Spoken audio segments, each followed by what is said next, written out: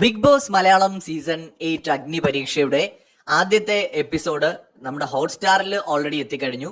So ഇതിനോടകം തന്നെ ഒരുപാട് കണ്ടസ്റ്റന്റ്സ് ഒക്കെ ആരാണ് എന്നൊക്കെ എല്ലാവരും അറിഞ്ഞു കഴിഞ്ഞു. സോ ഇന്നലെ ആദ്യത്തെ എപ്പിസോഡിൽ നമ്മൾ ഒരുപാട് കണ്ടസ്റ്റന്റ്സിനെ കണ്ട കൂട്ടത്തിൽ ബിഗ് ബോസിൽ വന്ന് പലതരത്തിൽ ഇമ്പാക്ട് ഉണ്ടാക്കാൻ ശ്രമിച്ച മത്സരാർത്ഥികളുണ്ട്. അഗ്നി പരീക്ഷയുടെ ആദ്യ ദിവസം തന്നെ അതിലൊരു കണ്ടസ്റ്റന്റ് ആണ് നിറകണ്ണുകളോടെ ഇന്നലെ വേദിയിൽ നമ്മൾ കണ്ടത്.